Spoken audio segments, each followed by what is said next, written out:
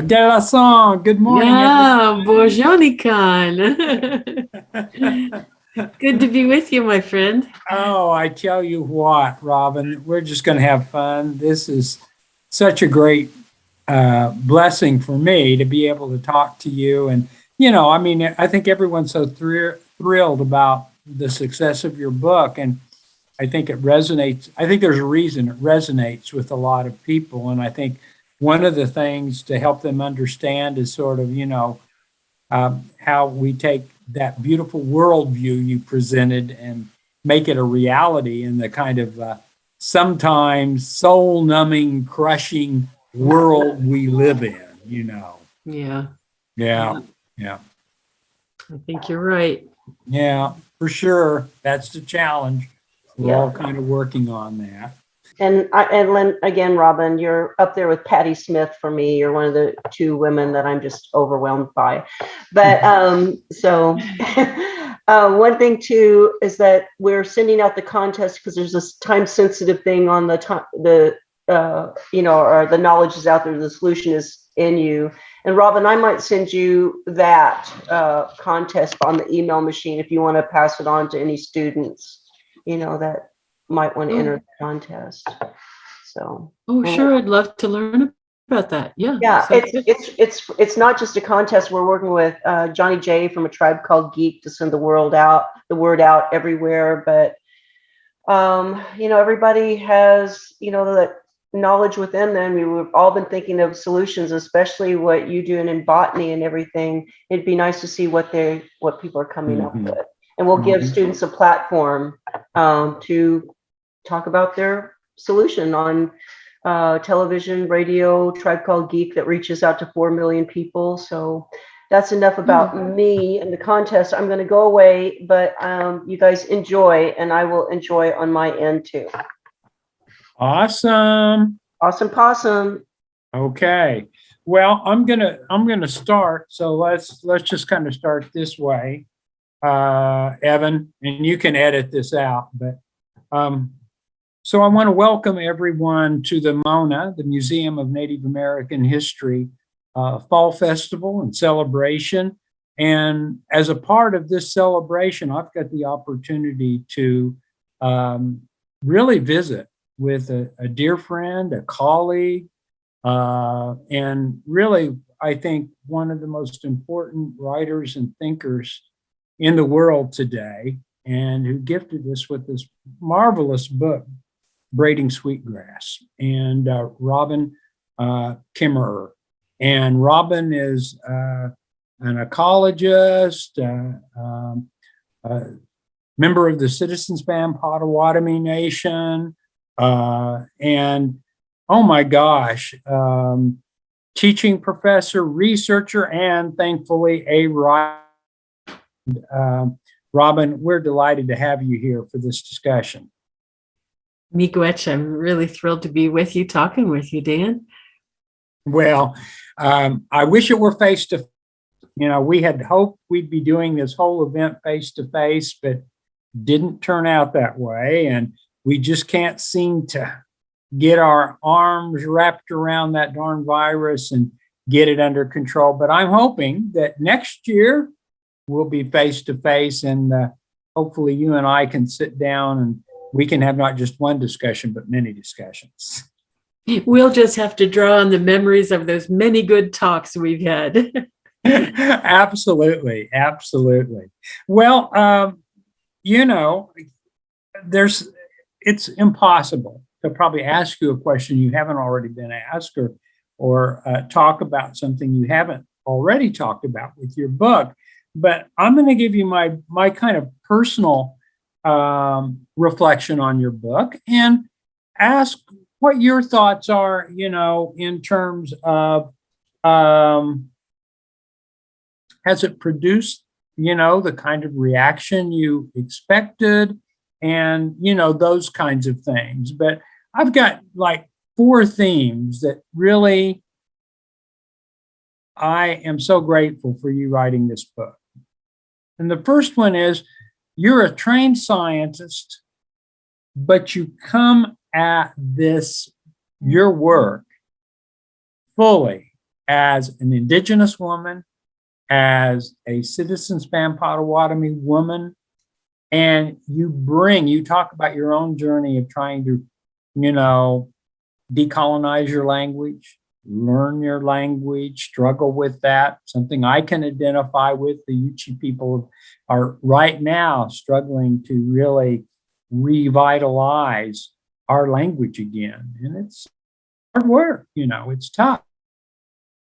As I read your work, the first thing I've got to say that really struck me is that, we in a world full of considerable ugliness. It turns out it looks like most of that ugliness is a creation of humankind. It's not the deer, it's not the plants, it's not the fish, the birds that produce the ugliness. And I just wanted to begin with my own expression of gratitude to you for, I think, reminding people, and this is something I sort of pieced together from some of those beautiful people too. People like Oren Lyons and the late Billy Frank Jr. and Albert Whitehat and even elders like Dr. Henrietta Mann, who fortunately we still have with us. But what this book really reminded me of is that I think one of our most important teachings from our ancestors, the first peoples of this land, is that even with the ugliness in the world today, we must never forget to see the beauty that is us. And that's really what your book, I think, strikes on so powerfully. So, I'd like to ask you about, do you think it's that really connection to the out of doors and that part of creation that's not of our making, not of our human design and architecture, where we can really become better human beings? And that's what I took away from your work. We really shortchange ourselves when we no longer have those relationships. Mm-hmm. Dan, thank you, Miigwech, for focusing on beauty, because I think beauty is medicine. It is all around us. We are immersed in it. And yet, as you say so poignantly, we create ugliness. It's as if we're putting our hands over our eyes and our ears, to say, no, we're going to ignore the teachings of the world and do it our way, in a way that has made us, as a people, weary and ill, in a sense, because we're not engaging with the beauty that is our teacher, that is all around us. And,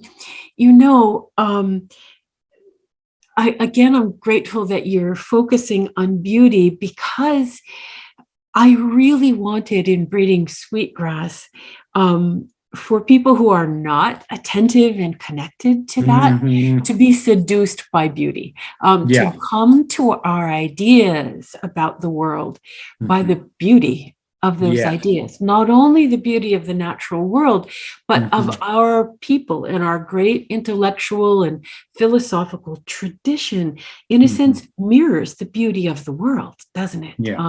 We've been taught by the symmetry of the world. We've been taught by the complementarity of the world. We've been taught by the creativity and the brilliance of plants and our animal relatives. And what so much of Western society has done is to ignore all of those other teachers and artists who are around us and think that we're the only ones. It's lonely, it's dispiriting, and it cuts us off from that Yes. medicine and from Yeah. those teachings. So I'm so happy that connected with you, because that was exactly my hope, that by awaking attention to beauty, people would say, "Oh my goodness, I'm remembering. I'm Mhm. remembering the beauty of the teachings around me, the beauty of the landscape, Mhm. and how could I not want to be embedded in it and care for Right. all of that?" Yeah. Yeah. And I think again, what's so complimentary to that, and you're right. I mean, I think there's Dene relatives, our Navajo relatives, talk about walking in beauty, and when I first heard that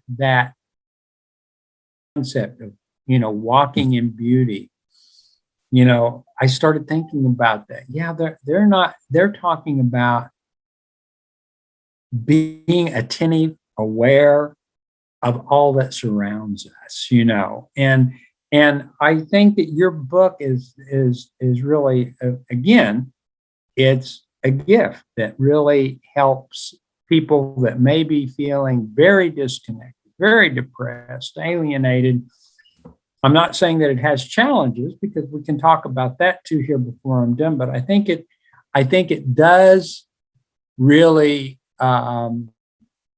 open the door then to people thinking about their everyday lives and how they find value and meaning in a very different way. And so reading your book, I looked through it again last night and had my marks in it and everything. And I was thinking, I always like to talk about, my friend and mentor Vine Deloria's 3P principle. He always says power plus place equals personality. And I got to thinking, well, you have the 3 Gs. What you've really given us is the 3 Gs of an indigenous world. The world is full of gifts. Gifts require gratitude, and gratitude is expressed through generosity. And because I kept thinking about it, I want a thematic way to kind of tease some of your thoughts out, Robin. So let's talk about that first beginning point of what it means to look around us and see the world full of gifts. Yeah. It is a transforming way Mhm. to look at the world when you realize that we have not created the abundance Right. that is around us. It is, and we don't deserve it. We haven't worked for it, but there it is. And to me, that helps it feel like a gift, because it just Mhm. comes to us, and what we pay is attention. And then when you pay attention, you see and receive.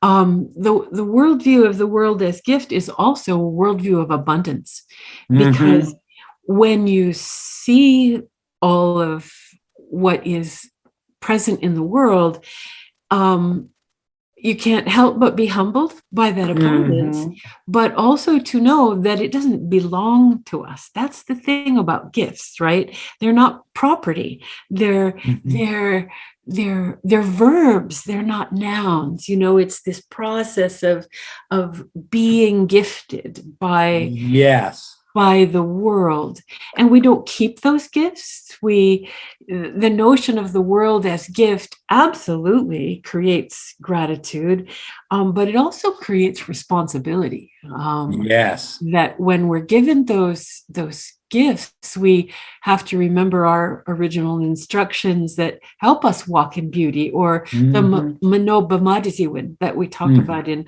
Anishinaabe cultures, of being in balance with the world in a humble way that says we are gifted, and therefore we have our gifts too that we must give back in return for everything that we have been given.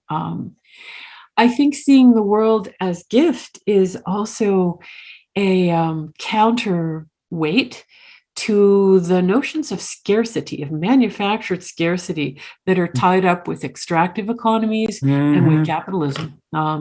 It gives the lie to the fact that, Right. that there isn't enough. When we have everything that we need, if we only share it and tend it so that it can be constantly replenished. And I'm glad you brought up, the issue of,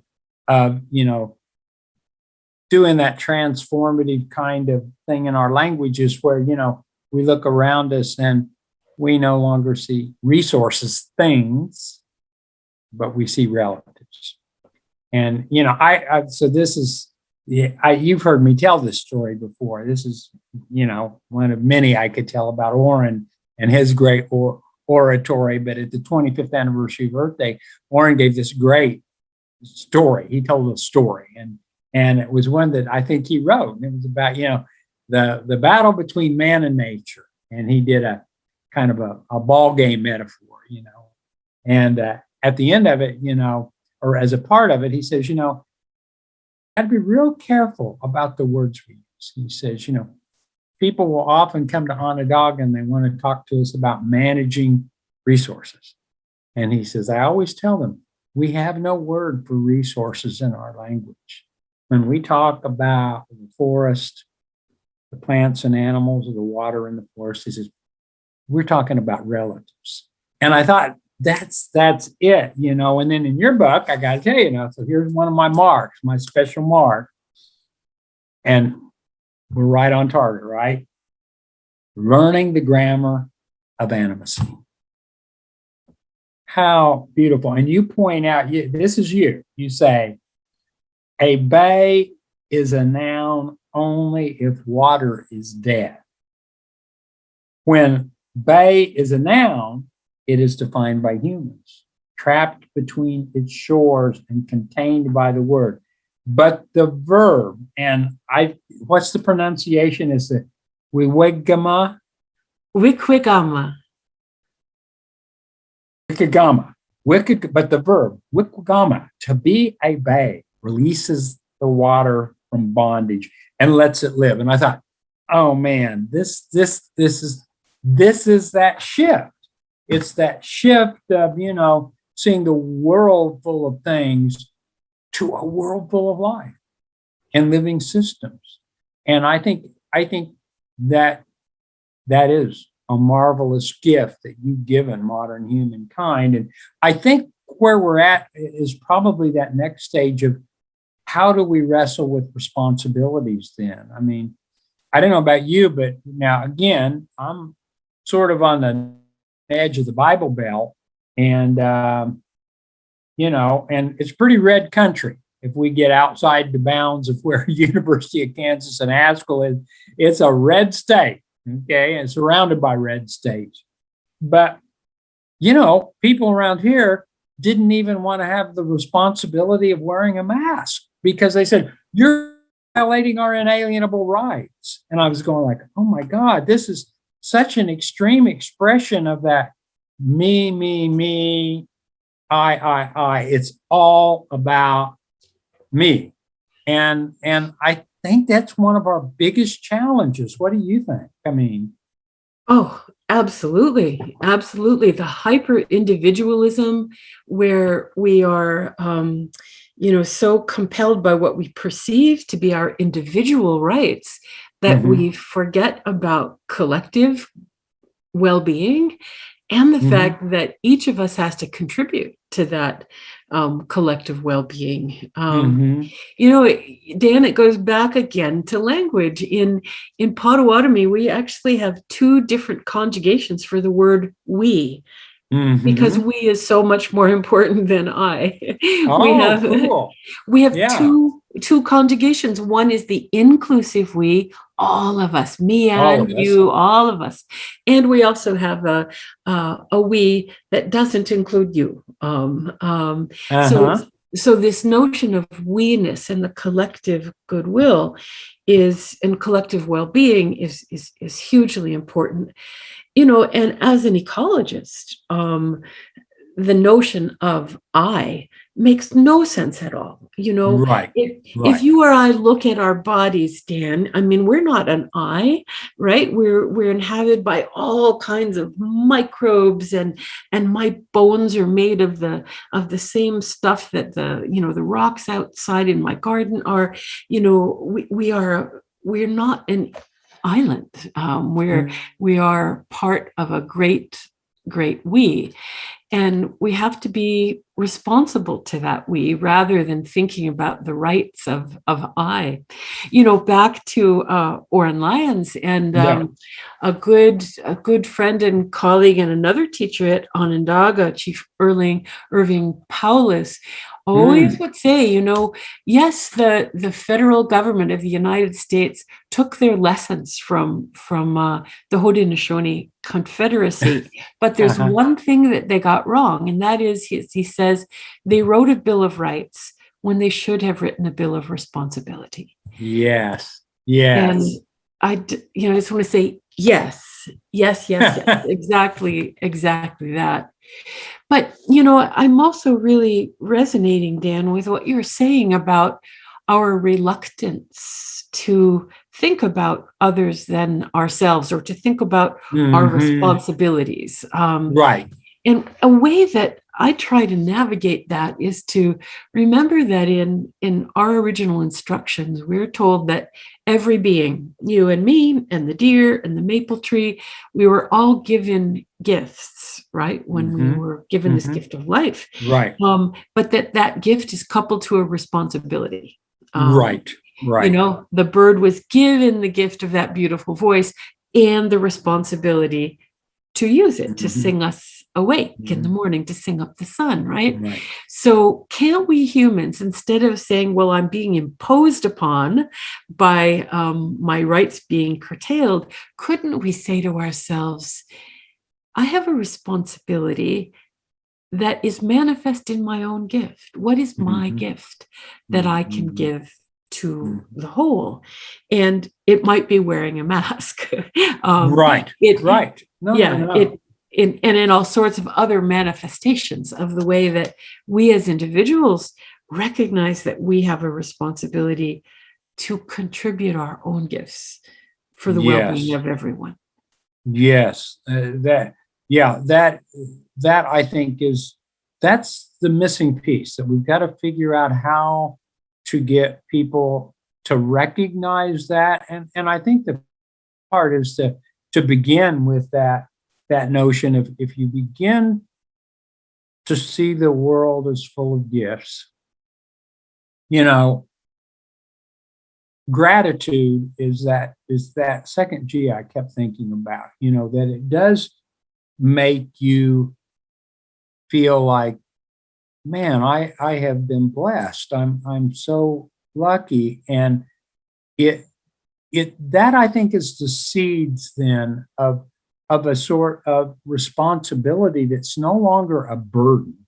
That we don't look at responsibilities as burdens. We have an idea, the dominant idea seems to be that responsibilities are burdens. And I think the worldview you share with people, which I think is not all, I'm not going to say all Indigenous people or First Peoples understood it this way, but it seems to me a lot of us had a very shared common foundational, kind of a worldview foundation, and expressed given the particular of the places we live. I always tell people, yeah, Anishinaabe knowledge is very different than Dene knowledge.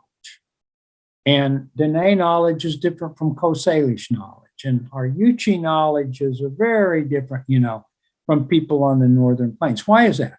Well, because our families were those places, all the life members of those places where we were educated and learned who we were. But given that, I think this piece is worth dwelling on just for a second. I like the fact that you talk about gratitude. And gratitude, it seems to me, has a lot of interesting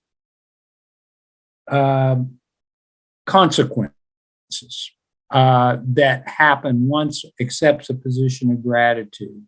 And the first one I'd like you to speak a little bit, because I think it's so absent in the academy or in the halls of science, and that's the premium that we put on humility. And kind of what that means. I mean, humility as being seen as really something that is a really beneficial attribute to have of your personality, is to be humble. Oh, yes. Yes.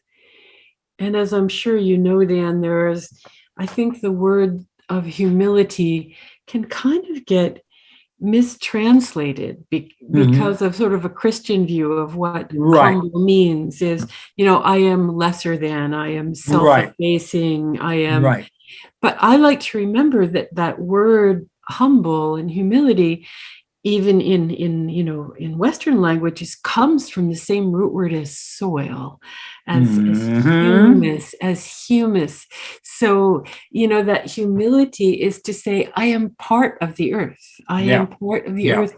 The earth is part of me. I am part of you. And so the way that, at least in Anishinaabe ways, humility is understood as we are all a part of each other, that I am not more important than you. And conversely, you are not more important than me. We must all be here, and we are part of something with what systems ecologists would call emergent properties, something which is much bigger than any one of us. And instead of trying to dominate that or to know everything, this knowledge for knowledge sake, I love the position of the humility that says, oh, there is mystery in the world. There is so much that we don't know. And isn't that beautiful?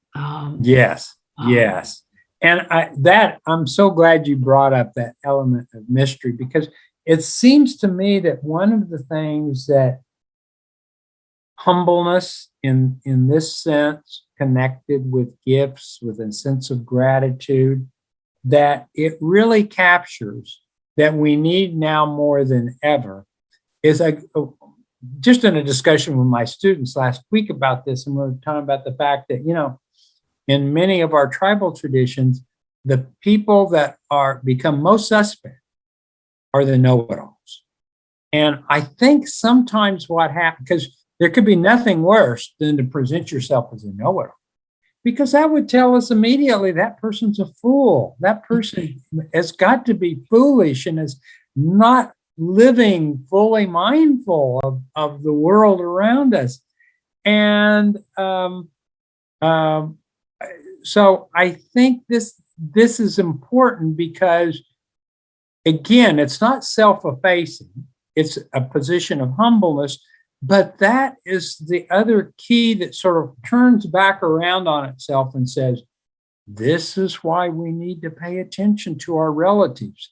They have a lot to teach us. Yes. And I think this is, again, that other part of your book that's wonderful. It's just saying, pay attention, because there are still many lessons to be learned in this world from our non-human relatives, from the plants, from the animals, from the land, from the air and the water. And I think that's important. I think that still, I wonder how are we beginning to make any dents in this kind of scientific mantle of, well, you've got to have objective facts and, show us your data from your experiment. And you talk about that in here too. And I think it's marvelous, the story you tell. It's another section that I sort of marked up. But are you beginning to feel any optimism about maybe making a dent in that mantle of sort of hardcore objective science? Man, I hope so. But it's pretty, we've all been really indoctrinated Oh. with it. And, I think that the real switch that when we incorporate Indigenous philosophies, epistemologies into so-called Yeah. Western education is this notion of where does authority and knowledge rest? Yes. We tend to invest it in humans and especially sort of elite humans in academia Mhm. Right. but what I really appreciate is in Indigenous ways of knowing that sense that we're not learning about nature, we're learning from nature. Exactly. Um, Oh, yeah, absolutely. You've Yeah. got that great story where you talk about, being in one of your classes and going through the slides and trying to get all these students excited. And then, you had this epiphany. You're like, wow, why are they seem so bored or like they really wish this session were over and they were going somewhere else? And then you said, but I realized that I was showing them something that was not necessarily a part of their experience, of Mhm. their experiential world. So to them, it was just these slides. Mhm. And then you talk about, so you started beginning the first of each class by taking them to out of doors into a garden. I think that's what it's all about. And thank you for sharing that, because that's where the learning, I think, can really take place, don't you? Absolutely. You have to be in the presence of the teacher. And to me, the teacher is the land. And our job as teachers is really to help people pay attention, help to translate, when Yeah. you see this in a garden, when you see this happening in an ecosystem, what does that mean? Not only how Right. does it work? That's the question that Western science is very good at answering. How does it Yeah. work? Work. Right. And that's a good question, and we have powerful answers that we get to with this objective modality that you're talking Mhm. about of controlling all variables except Mhm. one, and Mhm. the whole scientific method, which is very powerful for answering true false questions. Right. Right? Right. That's what a hypothesis is. It's a true Right. false question. Right. And I use Western science all the time for Right. true false questions. But Western science, by definition, has excluded emotion and spirit and Mhm. subjectivity. So how could we ever use Western science alone to answer right-wrong questions? Right. We Right. can't.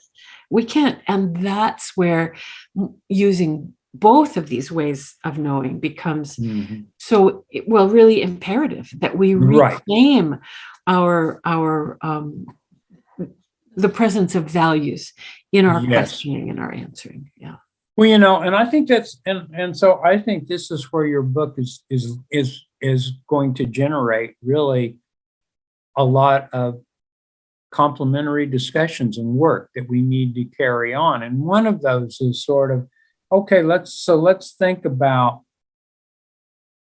education and how can we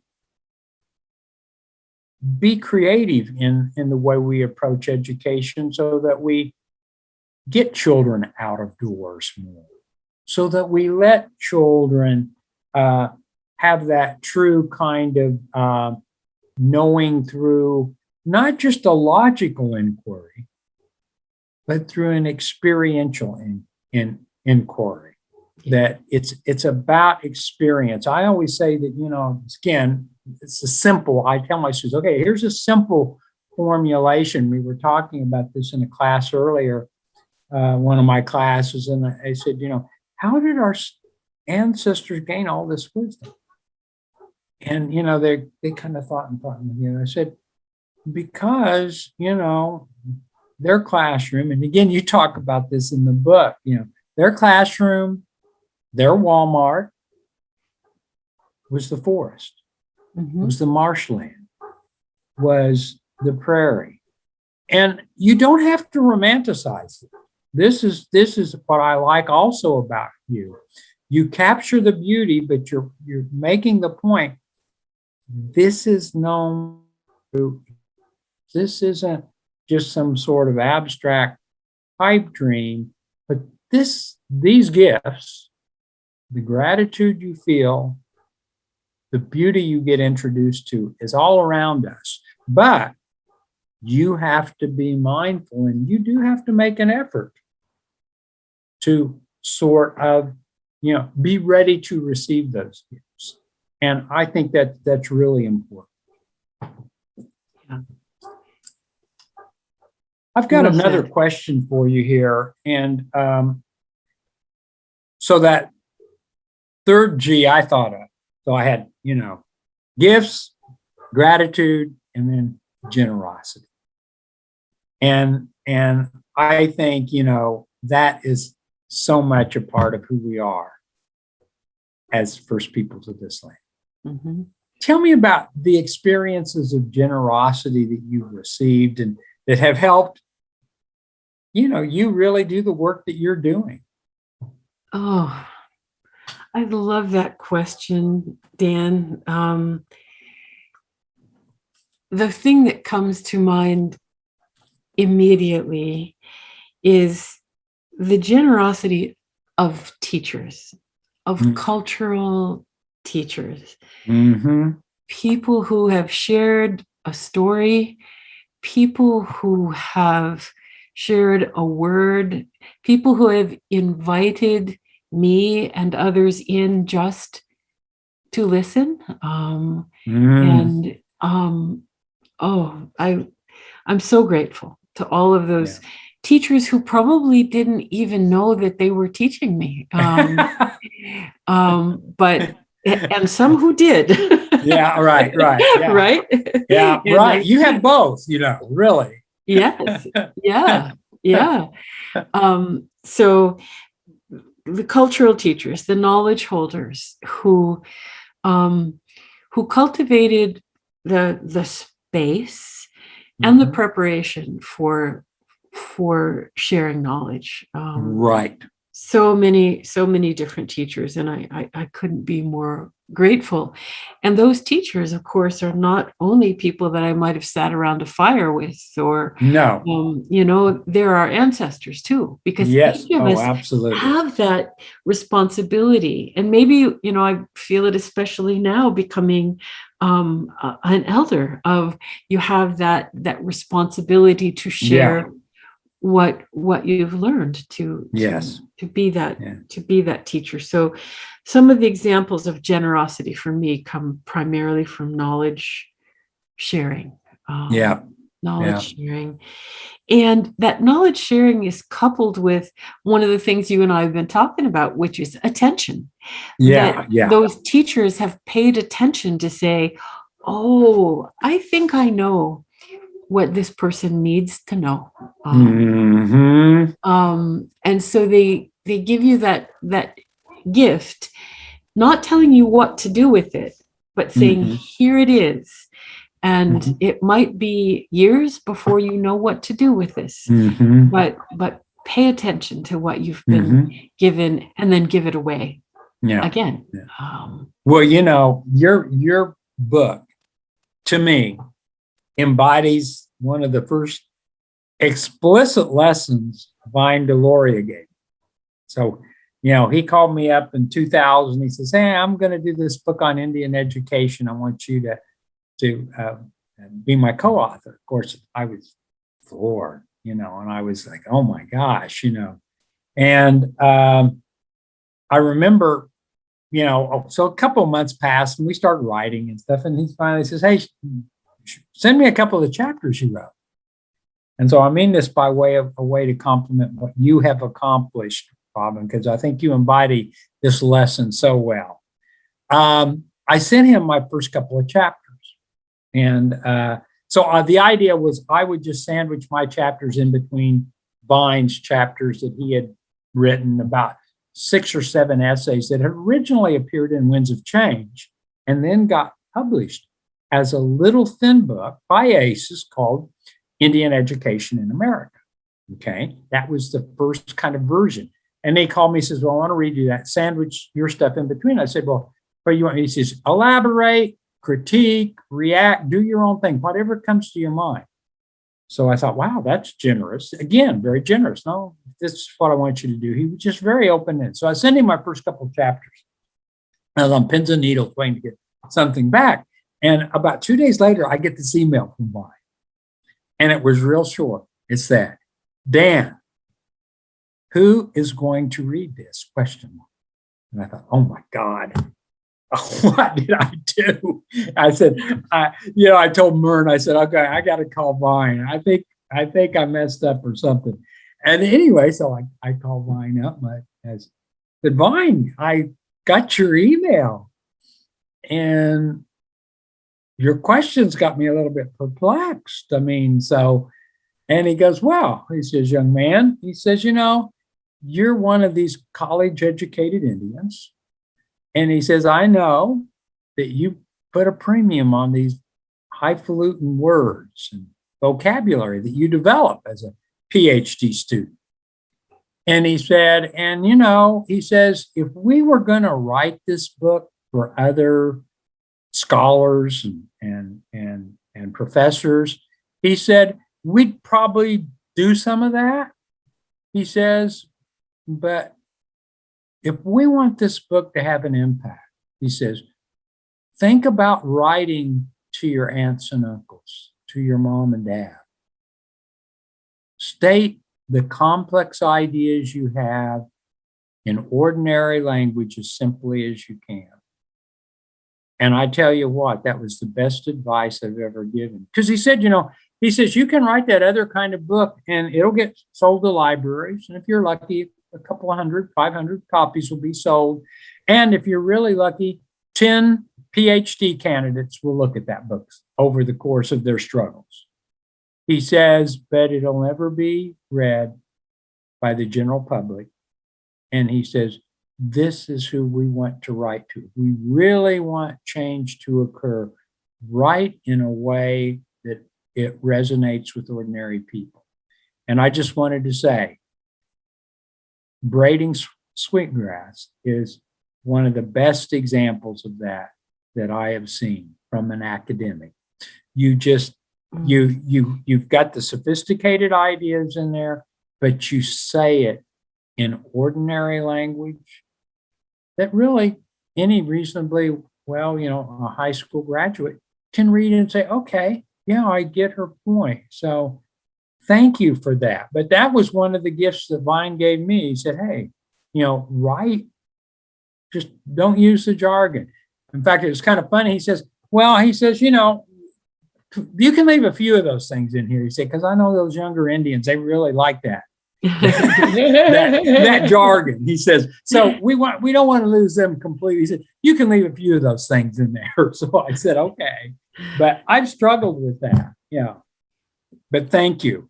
Oh, you are so right. And I know you do this masterfully yourself, Daniel. I try. My goodness. Yeah.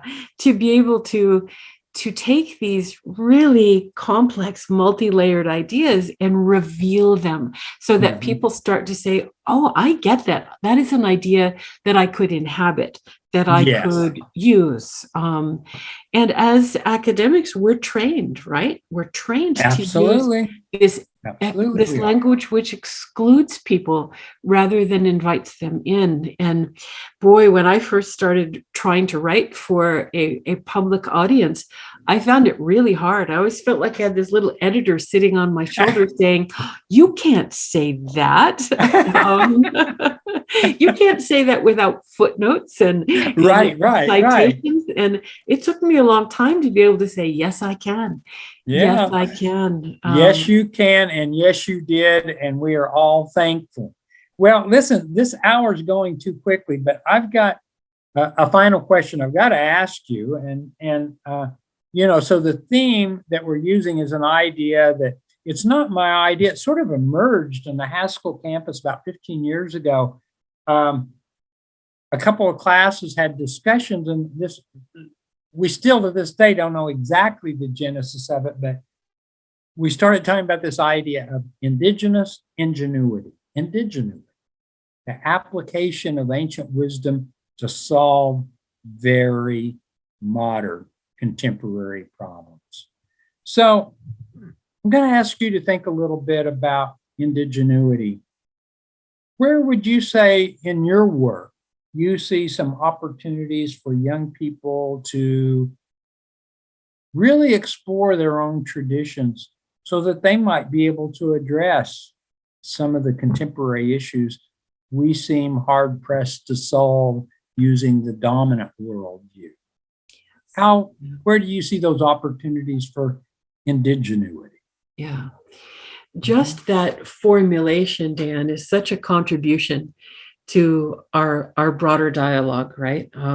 To recognize indigenuity that lives in a different worldview, that is rooted in place, that is rooted in language and in experience, and it's the invitation to step outside of the Western tradition, to decolonize our creativity, right? And so I so appreciate it. And I think one of the places that I think it has tremendous potential is in, well, I think I want to focus on a very contemporary example. Okay. That's what indigenuity is about. You bet. Yeah. When we look, for example, at fire, yes, is a classic example of here the whole, the world is on fire, right? Yes. For the reasons that we all know altogether too well. We put so much of it at the foot of climate change, as we should, but it also comes from the suppression of indigenuity. It comes from the fact that ever since colonization, Western folks who had this view of fire as solely destructive, suppressed fire. I mean, to the point of jailing our relatives for caring for the land using prescribed burn, right? And so we know that land care through proper fire stewardship was a way of generating biodiversity, protecting land from catastrophic fire. And yet the Western mentality said, oh, we know best. We know best. Let's suppress fire. And here we are. People saying, oh, maybe we should have listened to those very people who we said they have no science. They are not sophisticated in their knowledge.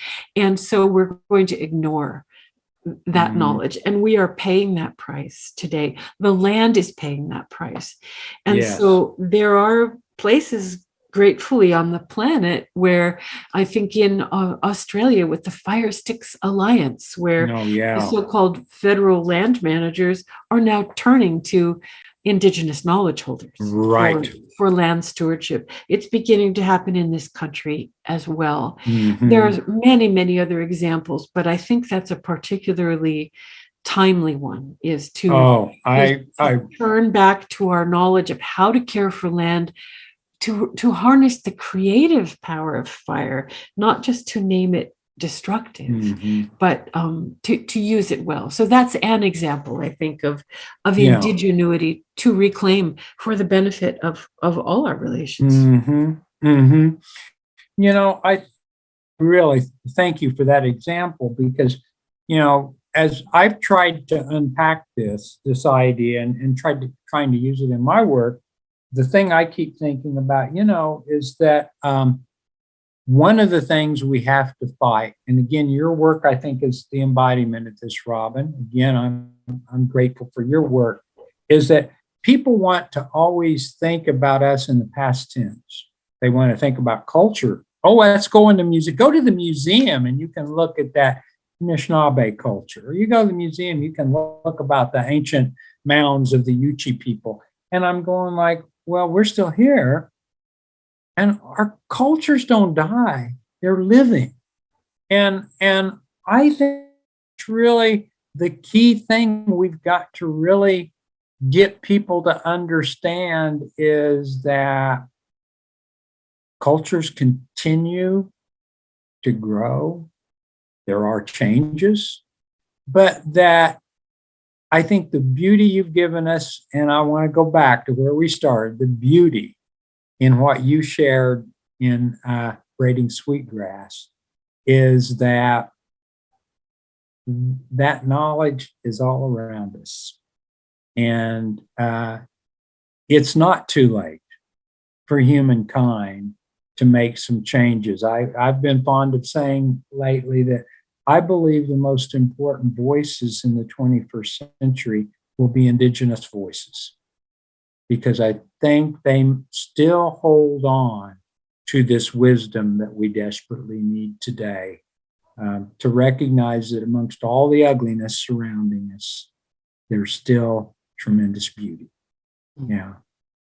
So, Sanlai, thank you so much, Robin, for this conversation. You can have the last word. What do you want people to think about as we continue this celebration here at the Museum of Native American History? I love your invocation, Dan, that we are still here. Yeah. And I want to rest that particularly in education, to think about the ways in which educational experience of many Native peoples in the past and to some extent in these days has been profoundly assimilative. It has been an attempt to erase our way of knowing because it was seen as a barrier to the colonial enterprise. Right. But we now are at a place where we can lift up and celebrate indigenuity, indigenous ways of knowing as a great gift to the world. And we think of our ancestors, yours and mine, who have said the reason that our people held on to this knowledge against all odds. I mean, it's a miracle. It is truly a miracle that it survives and is alive today. Yes. But that the reason it is because it's the knowledge that will bring us into the future. Yes. So. Well, Sanlai, thank you so much. It's been Robin. a joy. This has been a real joy. And so we're not going to say goodbye. We'll just say until next time. And hopefully that will be face to face. Okay. I hope so, my friend. Bama P. Gigawabman. Be good. Be safe. Stay well. You too. With all my gratitude to both of you, my favorite two humans on the planet. And thank you, Robin, so much. I mean, that's what everything you said is like, what I got out of your book. It just does make people a better person. And what we do at the museum is exactly what you're saying. It's not enough to have a museum that tells the story of the first people through art and artifacts. We work tirelessly every day to turn this museum over to Indigenous people as a platform to educate future generations. And that is the outcome that Dan and I are looking for with Indigenuity, is that it really does inspire the next generation with their creators' talent and their passion for their profession to use it in a good way for solutions for the earth and all of our relations. And that is our dedication right for now and forever and next year to Indigenuity 2.0. I'm so grateful for that. This is how the world changes, right? Every piece stacked on top. It is my, and I'm not a stalker. I'm going to send you a picture of my Aunt Isabel that held court at Big Boys in booth number 1, who's Potawatomi, and she is just smiling. Oh, I love it. With that, have a great day. Yeah. Bye-bye.